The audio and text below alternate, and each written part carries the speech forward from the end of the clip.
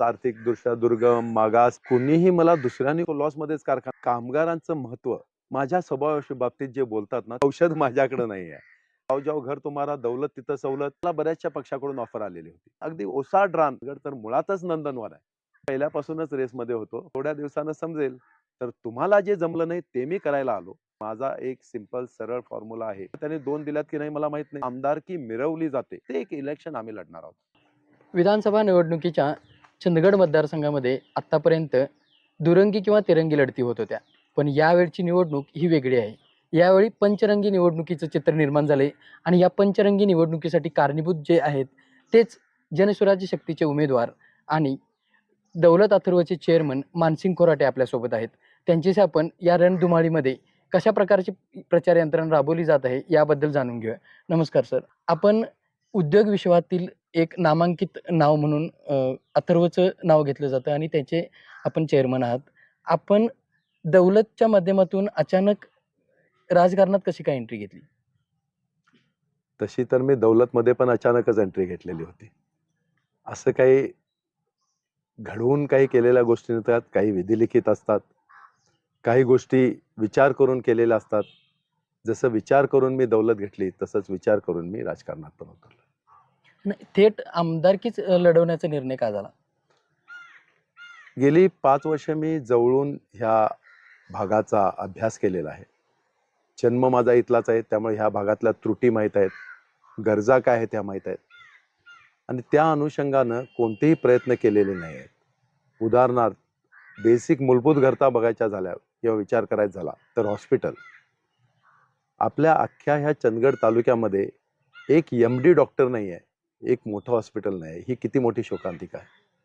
अर्थात त्याच्या व्यतिरिक्त जर का बोलायचं झालं तर कॉलेजेस आज इथं बी ए, बी-कॉम, बी-एस-सी ह्याच्या पलीकडे काय शिकायचं म्हटलं तर वावच नाही आहे. त्याच्या पलीकडे इंडस्ट्रीचा तर विचारच करायला नको, कारण होत्या त्या इंडस्ट्र्या बंद पडत आलेल्या आहेत. नवीन इंडस्ट्री तर चालू करायचा कोणी प्रयत्न देखील केलेला नाही, कदाचित कुणाच्या मनात देखील आलेलं नाही. पर्यटन पण हीच बाब आहे की ज्यांचं कोणी लक्षच दिलेलं नाही. आपण मागास, आर्थिकदृष्ट्या दुर्गम, मागास हे सगळं असंच बोलत आहोत. तुम्ही जर का गुगल मॅपवर जरी चंदगडचं नाव टाकला तर हा एक दुर्गम व मागास तालुका आहे असं येतं. मग ही ओळख जी मागास म्हणून झालेली आहे, ही कुठंतरी पुसून टाकण्यासाठी मी या राजकारणात एंट्री घेतलेली आहे किंवा आमदारकीला उभारलेलो आहे. आता तुमच्या राजकारणाबद्दल असं एक म्हटलं जातं की दुसरंच कोणीतरी तुम्हाला उभं केलंय. म्हणजे उदाहरणार्थ घेतलं तर सरळ-सरळ असं आरोप केला जातो की संतोष मुळीकर यांनी तुम्हाला पुढं करून कुठेतरी ते राजकारण करतायत. असा कुठेतरी एक मेसेज पोहोचवला जातोय. त्याबद्दल काय खुलासा कराल? हे बघा, कोणीही मला दुसऱ्याने उभं केलेलं नाहीये. हां, पण उभं करण्यासाठी प्रवृत्त केलेलं आहे म्हटलात तरी चालेल, कारण ह्या सगळ्या गोष्टी ज्या इथं नाही आहेत, हे संतोष मळवीकर अधिक इतर एक 22 लोकं पहिल्या दिवशी आमच्या इथं जमली होती. त्यांनी म्हटलं, की आपल्या भाग बराचसा मागे राहिलेला आहे, बऱ्याच सुधारणा हव्या आहेत आणि त्याच्यासाठी तुमच्यासारखं नेतृत्व अतिशय गरजेचं आहे आणि तुम्ही राजकारणात आलं पाहिजे. त्यामुळं त्यांनी निश्चितच मला पुश केलेला आहे याच्यात येण्यासाठी, पण कुणीतरी जबरदस्तीनं मला इथं आणलंय म्हणू शकत नाही.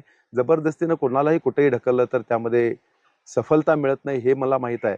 त्यामुळे असा आरोप करणं काही योग्य नाही. आता दौलत आणि राजकारण हे पूर्वीपासून समीकरण राहिलेलं आहे आणि आता पुन्हा एकदा दौलत वर राजकारण होतंय. तर दौलत कारखाना आणि राजकारण हे कसं वेगळं ठेवणार आहात तुम्ही? दौलतवर राजकारण जे पूर्वी झालेलं आहे किंवा दौलतवर राजकारणाचे जे समीकरण आहे, ते दौलत मधून पैसे काढायचे आणि राजकारण खेळायचं आणि त्याच्यामुळं दौलत डबघाईला आला. आजचं राजकारण जे आहे ते दौलत आणि राजकारणाचा तसा काहीच संबंध नाही आहे. आजचं राजकारण जे आहे हे केवळ आणि केवळ प्रगतीसाठी आहे, विकासासाठी आहे. दौलत एका बाजूला सुंदर चालू आहे. तिथून पैसे काढायचा संबंध आहे. आजच्या घडीला तो लॉसमध्येच कारखाना आहे. आम्ही तो कसा तरी चालवलाय बाहेरून पैसे आणून, आमच्या इतर बिझनेसमधून पैसे आणून. तसंच इतर बिझनेसमधूनच पैसे जे कमवलेले आहेत त्याच पैशाने आम्ही राजकारण पण करत आहोत. त्यामुळं दौलतमधून पैसे काढून राजकारण केलं एक गोष्ट वेगळी आहे आणि दौलतमध्ये आम्ही पैसे घालून राजकारण करतोय ही गोष्ट पूर्णतः वेगळी आहे. आता सुरुवातीला राजकारण, कामगार यांच्याबद्दल थोडंसं तुमची मतं वेगळी होती आणि मध्यंतरी त्याबद्दल वादही झाला. पण या सगळ्यामध्ये कामगार आता तुमच्या पाठीशी आहेत. आता हेच तुम्हाला कामगारांचं महत्त्व आता कळलं किंवा कामगारांचा दौलतमधला सहभाग कसा होता हे समजलं असं म्हणायला वाव आहे? कामगारांचं महत्त्व कळलं असं बोलणं चुकीचं आहे. कारण कामगारांचं महत्त्व हे असतंच. हं. कळायला काही गरज नाही आहे त्याची. प्रत्येक कुठल्याही ठिकाणी जा तुम्ही कामगार असू देत, शेतकरी असू हं. देत, बरेचसे घटक असतात, ऑफिसर्स असू देत, सगळे महत्त्वाचे असतात. कामगारांची आणि आमचं जे वादमध्ये झालेले होते, ते घरातले वाद होते. प्रत्येक घरामध्ये भांडणं होत असतात. हं. हाताची पाची बोटं सुद्धा सारखी नसतात. तर त्यांचा काहीतरी डिमांड्स होते, जे आम्हाला फुलफिल करणं कठीण होतं. कारण दौलत आता कुठं उभारी घेत होता, आता कुठं रुळावर येत होता. त्या दरम्यानच जर का वाढ मागणं, ती पण थोडी जास्त मागणं, हे आम्हाला कुठेतरी योग्य वाटत नव्हतं आणि त्यांना असं वाटत होतं, की बरीच वर्ष आमची वाढ झालेली नाही. अर्थात त्यातली बरीच वर्ष कारखाना बंद होता. पण त्यांना हं. वाटत होतं बरीच वाढ झालेली नाही, त्यामुळे वाढ झाली पाहिजे. हे त्यांना त्यांच्या अनुषंगानं किंवा त्यांच्या दृष्टिकोनातून ते बरोबर होते, आमच्या दृष्टिकोनातून आम्ही बरोबर होतो. त्याच्यामुळे दोघांचे दृष्टिकोन किंवा दोघांचं मागण्या किंवा विचार करणं हे वेगळं असलं, की वाद हे होतातच. पण शेवटी कसं आहे, की वाद होतात, प्रत्येक घरात वाद होतात. भांडणं होतात, नवरा-बायकोची भांडणं होतात, मुलाची बापाची, बापाची मुलाची भांडणं होतात, आईची मुलीची भांडणं होतात. पण शेवटी संध्याकाळी एकत्र जेवायला बसतात सगळेजण. ती भांडणं मिटतात. तशाच ह्या गोष्टी आहेत, घरातल्या गोष्टी आहेत, ते होत राहणार. त्यामुळं कामगारांचे आणि आमचे वाद होते किंवा आहेत, हे कुणी समजून त्याच्यावर राजकारण करण्याची काहीच गरज नाही. नाही, कारण काय झालंय, आत्तापर्यंत तुमचा स्वभाव किंवा कामगारांशी झालेला वाद याच्यावरच तुम्हाला कायम घेरण्याचा प्रयत्न आजपर्यंत झालेला आहे. तर याला मात करून कशी यंत्रणा तुम्ही राबवताय? माझ्या स्वभावाच्या बाबतीत जे बोलतात ना, ते फक्त विरोधक बोलतात. आता विरोधकांना काय मी पाया पडलो तरी माझा स्वभाव चुकीचा हं. वाढणार आणि मी ओरडलो तरी माझा चुकीचा वाढणार. त्यामुळे त्याचं औषध माझ्याकडे नाहीये. हां, दुसरी गोष्ट माझा स्वभाव थोडासा स्ट्रिक्ट आहे. तो कुठं स्ट्रिक्ट आहे? कामामध्ये स्ट्रिक्ट आहे. तसा स्ट्रिक्ट जर का स्वभाव मी इतर ठिकाणी ठेवला तर मला कोण समोर सुद्धा उभा करून घेणार नाहीत. आज मी जर का शेतकरी बंधूंच्याकडे बघितला तर किती पोलाइटली असतो किंवा गव्हर्नमेंट ऑफिसर्सकडे किती पोलाइटली असतो. इतर लोकांच्याकडे पोलाइटली असतो. कामगारांच्या सोबत सुद्धा तसा नाहीये. कामगारांच्या सोबत काम करून घेतेवेळी मी स्ट्रिक्ट आहे. मला एक काम झालं पाहिजे म्हणजे झालं पाहिजे. तुम्ही कसं करायचं ते बघा. कारण मी तुम्हाला जे पाहिजे ते मी तुम्हाला देतो, तर तुम्ही मला पाहिजे ते तुम्ही मला दिलं पाहिजे. कारण हे असं राहिलं तरच आपलं दौलत ही वर येऊ शकणार आहे. त्या अनुषंगानं मी थोडासा स्ट्रिक्ट होतो. पण आज हळू तो स्ट्रिक्टनेस कमी झाला कारण कामगारांना सुद्धा त्याचं महत्त्व कळालं, की स्ट्रिक्टनेस गरजेचं आहे. पूर्वी चालत होतं, "आओ जाओ घर तुम्हारा, दौलत तिथं सवलत." या, नाही या, या हजेरी टाका, कुठेही जावा. हे पूर्वी चालत होतं, पण त्याच्यामुळे ही दशा घडली. हे कामगारांना सुद्धा समजलं आणि जरी सुरुवातीला माझा त्यांना स्ट्रिक्ट स्वभाव वाटला असला, तरी नंतर त्यांना कळून चुकलं, की हे असं असणं गरजेचं आहे. तसं ती पण काम करायला लागली. जसं ती काम करायला लागली, आज तुम्ही बघितला तर कामगारांचे माझे स्वभावाच्या बाबतीत म्हटलं तर काहीच प्रॉब्लेम नाहीये. अतिशय मिळून मिसळून सगळे चाललेले आहेत आणि बाकी सगळ्या गोष्टी सुरळीत चाललेल्या आहेत. त्याच्यामुळं कामगारांशी जुळवून घेतलं किंवा काय नाही, ते कालांतरानं मी थोडासा हं. डाउन झालो, ते थोडेसे अप झाले. कुठेतरी मॅच झाला आणि वेव्हलेंथ एकदा मॅच झाली, की सुरळीत चालायला लागलं. तो पॉइंट एक 2-3 वर्षापूर्वी आलेला आहे. 2 वर्षापूर्वी आलेला आहे. त्यामुळं कामगारांच्यामुळे इथं काहीही संबंध नाही आहे आणि त्याच्यामुळंच सगळं काही आता व्यवस्थित चाललेलं त्यांना दिसतंय दौलत आपला चांगला चाललेला आहे. अर्थातच ज्या गोष्टी झाल्यात त्या कदाचित गरजेच्या होत्या. मग माझा स्ट्रिक्ट स्वभाव असू देत किंवा आणखीन काही असू देत किंवा त्यांची मागणी होती ही सुद्धा म्हणतोय मी काय चुकीची नव्हती. पण ते त्यांच्या बाजूने मागणार, मी माझ्या बाजूने किती देतो हे बघणार. ह्या सगळ्या गोष्टी आज कुठेतरी मिळून आलेल्या आहेत आणि त्याच्यामुळे कामगारांना सुद्धा पटलेलं आहे, की जर का सगळं व्यवस्थित असलं, तर आपली दौलत व्यवस्थित चालू शकते. त्याच्यामुळे आपोआपच त्यांनी मला सपोर्ट दिलेला आहे. आता सुरुवातीला तुम्ही अपक्ष म्हणून उमेदवारी पुढे केली होती आणि अचानक शेवटच्या दिवशी तुम्ही जनस्वराज्य शक्ती पार्टीचा झेंडा हातात घेतलेला आहे. तर याचा कुठेतरी चांगल्या पद्धतीने फायदा होताना दिसतोय? सुरुवातीपासून अगदी पहिल्या दिवसापासून मी अपक्ष म्हणून लढायची तयारी केलेली होती. अगदी फॉर्म भरायला 2 दिवस असते वेळी सुद्धा. हं. आम्ही पहिला फॉर्म भरला तो अपक्ष म्हणून सुद्धा भरला. त्याच्यात काय झालंय अचानक एक फॉर्म भरायच्या 2 दिवस शेवटचा दिवस असण्याच्या 2 दिवस अगोदरच मला जनसुराज पक्षाकडून ऑफर आली. अर्थातच त्याच्या अगोदर पण मला बऱ्याचशा पक्षाकडून ऑफर आलेली होती. पण मी विचार केला, की आपल्या भागाची प्रगती करायची असेल, तर त्या तशा प्रोग्रेस होणाऱ्या पक्षाकडेच जायचं. पण थोड्याशा अडचणी दिसत होत्या प्रत्येक ठिकाणी काही ना काहीतरी त्याच्यामुळे मी कधीच विचार केला नाही. पण ज्यावेळी जनसुराजची ऑफर माझ्याकडे आली, अर्थातच मी जास्त विलंब लावला नाही. थोडासाच 2 दिवसाचाच कालावधी होता. 1 दिवसाच्या बोलणे चालणे आमचे झाले आणि दुसऱ्या दिवशी म्हणजे शेवटच्या दिवशी आम्ही तो फॉर्म भरला. त्याच्या मागचं मूळ कारण म्हटलं, तर जनसुराज्य पक्षाचा बेस किंवा जो उगम आहे, तो वारणा नगर आहे किंवा हेड ऑफिस म्हणा सगळं आहे. वारणा नगरला मी जवळून ओळखतो कारण वारणा नगर मध्ये माझं शिक्षण पण झालेलं आहे. त्या भागाला एक वारणेचं खोरं म्हणून ओळखलं जातं. खोरं म्हणजे काय एकदम डेंजर भाग होता तो. तिथं काय चुकीच्या घटना घडवायच्या असतील तर त्या वारण्याच्या खोऱ्यात जाऊन घडवायच्या. त्याच्यासाठी तो प्रसिद्ध होता. एकदा चांदोली धरण झालं आणि तो सुजलाम सुफलाम भाग झाला आणि सुजलाम सुफलाम भाग झाल्यानंतर मग तिथं जी काय प्रगती, इतर प्रगती शैक्षणिकदृष्ट्या असेल, औद्योगिकदृष्ट्या असेल झाली, ती मी माझ्या डोळ्यानं माझ्या समोर होते वेळी बघितलेली आहे. आणि त्याच्यामुळे जनसुराजची जेव्हा ऑफर आली त्यावेळी मी क्षणाचाही विलंब न लावता ती स्वीकारली आणि त्याच्यामुळे शेवटच्या मोमेंटला ही माझी उमेदवारी झाली. आणि त्याच्यामध्ये एकच कारण होतं की मला माझा भाग जनसुराज्य पक्षानं म्हणा किंवा वारणा नगरनं म्हणा जी प्रगती केलेली आहे, वाळवंट वाळवंट म्हणणार नाही मी, पण अगदी ओसाड रान ज्याला खोरं म्हटलं जात होतं ते आज नंदनवन झालेलं आहे. आणि माझं चंदगड तर मुळातच नंदनवन आहे. हं. आणि ते कदाचित आता खोऱ्याच्या दिशेनं ह्या राजकारणाने असंच जर का चालवलं तर खोऱ्याच्या दिशेनं कुठेतरी वाटचाल होऊ नये. ह्या नंदनवनाला जे अजून सुद्धा मागास म्हटलं जातं तो मागासलापणाचा शिक्का कुठेतरी खोडून काढायचा आहे. आणि तो 100% जनसुराज सोबत गेल्यावर मला नक्कीच त्याला सपोर्ट मिळणार आहे. मला त्यांचा अनुभव कामी येणार आहे आणि म्हणून मी जनसुराजची साथ शेवटच्या मोमेंटला घेईन. आता जनस्वराज्य पक्षाचे जे सर्वेसर्वा आहेत, विनय कोरे साहेब, ते त्यांचा काहीतरी गडिंग्लज भागात चांगला होल्ड आहे. ते ज्या समाजातून येतात, त्या समाजाची चांगली निर्णायक मतं आहेत. तर त्याचा कुठेतरी लाभ होताना दिसतोय किंवा त्यांना कसा अपील केलाय तुम्ही? 100%, 100%. कारण आमचं अस्तित्व चंदगडमध्ये आहे. आमची कर्मभूमी चंदगड आहे. सगळ्या शेतकऱ्यांचा ऊस वेळेवर जातो, पैसे वेळेवर मिळतात, तोडणी वाहतूकदारांचे वेळेवर मिळतात, कर्मचाऱ्यांचे पगार वेळेवर मिळतात. हा सगळा बेस चंदगडचा आहे. शेतकरी माध्यम चंदगडचा आहे. तसाच नेसरी भागातील सुद्धा आहे शेतकरी आमच्या शेतात. आजरा माझी जन्मभूमी आहे. त्यामुळे आजऱ्यातला एक जो मतदारसंघ येतो तिथून मला नक्कीच प्राधान्य मिळू शकतं. तर आजरा आणि चंदगडमध्ये माझं अस्तित्व बऱ्यापैकी आहे आणि नेसरी भाग हं. गडिंग्लजमधल्या नेसरी भागामध्ये. जो भाग थोडासा अनटच्ड किंवा थोडासा आमच्या बाजून डिफिकल्ट वाटत होता तो म्हणजे अ, महागाव, भडगाव, नूल आणखीन हलकर्णी हे जे हं. 3 जिल्हा परिषद मतदारसंघ आहेत ते. आणि नेमकी तिथं विनय कोरे सावकारांची किंवा जनसुराज पक्षाची अतिशय मजबूत अशी पकड आहे. त्यामुळं सगळीकडून पॉझिटिव्हिटी असल्यामुळं सगळे त्यांचा फायदा आम्हाला होणार आहे, आमचा फायदा त्या पक्षाला होणार आहे. त्यामुळे सगळीकडून पॉझिटिव्ह ॲडिशन झाल्यामुळं निश्चितच हे सगळं समीकरण जुळून आलं. आता तुमची उमेदवारी जाहीर झाल्यानंतर थोड्याच दिवसात तुम्ही चांगला पिकअप घेतला. त्यानंतर आत्ता तर रेसमध्ये आलेला आहात तुम्ही. तर या सगळ्यात तुम्ही विजयाचं गणित कसं मांडताय? तसं मी पहिल्यापासूनच रेसमध्ये होतो. फक्त लोकांना ते पटत नव्हतं. आता जरा-जरा पटायला लागलंय. थोड्या दिवसानं समजेल, विजयाचा गुलाल उधळला, की रेसमध्ये किती आहात, का आहात हे समजेल कसं होतो, किती होतो. कारण तुम्हाला सांगितल्याप्रमाणे पहिल्यापासून आम्ही आमच्या भागामध्ये आमचं प्रभुत्व होतं. फक्त जो भागामध्ये प्रभुत्व नव्हतं ते नेमकं जनसुराजकडून मिळालं. तर अर्थातच 100% आम्ही विजयापर्यंत पोहोचणार आहोत. कारण सगळं आत्ताच तुम्हाला समीकरण सांगितलं. चंदगड, हं. कर्मभूमी, आजरा, जन्मभूमी आणि बाकीचा जो राहिलेला होता भाग तो जनसुराज पार्टी कव्हर करते. आता ह्या सगळ्या रणधुमाळीमध्ये काही आरोप-प्रत्यारोप पण होत आहेत. आता तुम्ही व्यापारी म्हणून आलात, राज्यकर्ते म्हणून बनायला चाललाय, असा पण एक आरोप केला जातोय.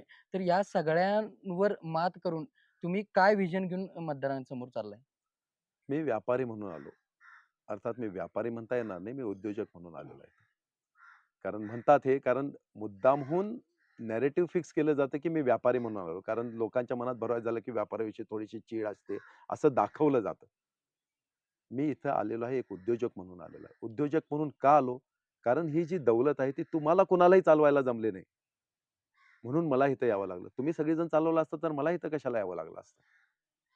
तर तुम्हाला जे जमलं नाही ते मी करायला आलो. उद्योजक म्हणून आलो. त्याला व्यापाराचा जोड देऊ नका. हां, मी व्यापारी पण आहे. त्या बाबतीत काही दुमत नाहीये. पण तुम्ही तो नॅरेटिव्ह सेट करू नका. मी उद्योजक म्हणून आलेलो आहे. जे तुम्हाला जमलं नाही तो कारखाना चालवायला आलो.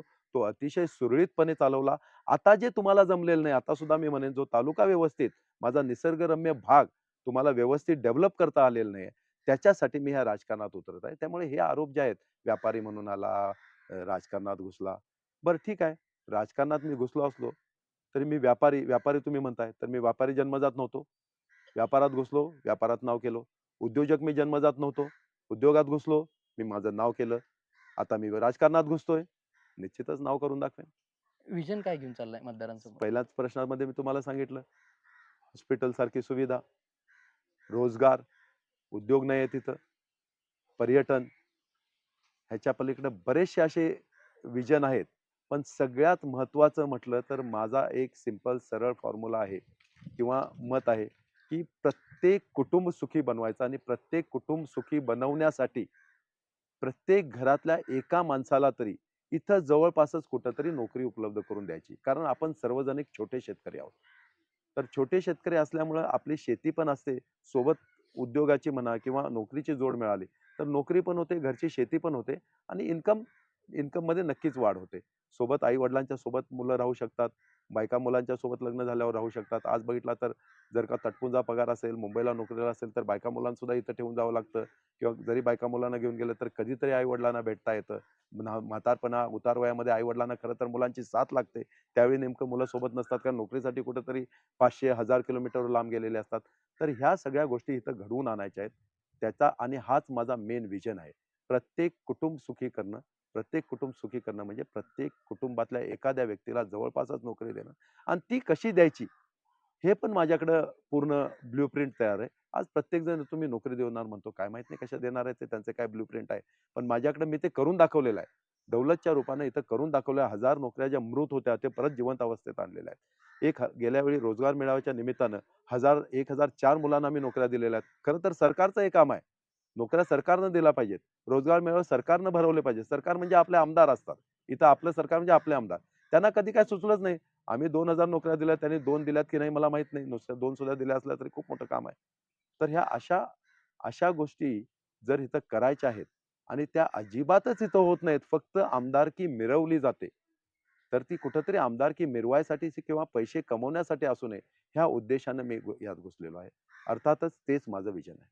आता चंदगडचं राजकारण म्हटलं तर गट-तट, सहकारी संस्था, डेऱ्या, सोसायट्या असं एक नेटवर्क तयार झालेलं आहे.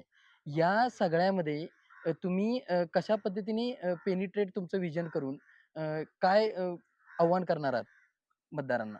बरोबर आहे. चंदगडचं राजकारण हे गटतटाचं राजकारण आहे. नाही असं नाही आहे. आणि कुठेतरी आता आमचा पण एक गट बनलेला आहे. आणि आमचा गट खूप मजबूत गट बनलेला आहे. पण मी हे गटातटाचं राजकारण न ठेवता हे विकासाचं राजकारण करणार आहे. मला कधी कुणीही हा मानसिंग खोराटे गट असा ओळखला जावा असं मला वाटत नाही. तर हा एक विकसित किंवा विकासाचा दृष्टिकोन असलेला गट असं म्हटलं तर जास्त बरं वाटेल. आणि निश्चितच त्या तसा गट बनणं किंवा त्या दृष्टीनं लोकांनी विचार करणं ही आज काळाची गरज आहे. आपल्या या चंदगड, आजरा, गडिंग्लज तालुक्यापुरतं जर का बोलायचं झालं किंवा भागापुरतं बोलायचं झालं तर त्याची तर अतिशय गरज आहे. तर त्या दृष्टिकोनातून आपण चालत आहोत. राहता राहिली पतसंस्था हे आपल्या सेवा संस्था असतील, डेऱ्या असतील, ग्रामपंचायत असतील. आता आम्ही राजकारणात उतरलेलो आहे. आम्ही सुद्धा आता प्रत्येक राजकारणात उतरलो, आमदारकी केली म्हणजे प्रत्येक ग्रामपंचायतीची इलेक्शन लढणार, प्रत्येक दूध डेअरीची इलेक्शन लढणार, प्रत्येक सेवा सोसायटीची इलेक्शन लढणार, पंचायत समिती असेल, झेडपी असेल, गोकुळ असेल किंवा आपलं जिल्हा बँक असेल, ह्या प्रत्येक इलेक्शन आम्ही लढणार आहोत. राजकारणात उतरलोय, तर पूर्ण ताकदीनं उतरणार आणि माझं हे कामाची पद्धत अशीच आहे, जशी दौलत घेतली, पूर्ण ताकदीनं उतरलो, अतिशय उत्तमपणे चालवतोय.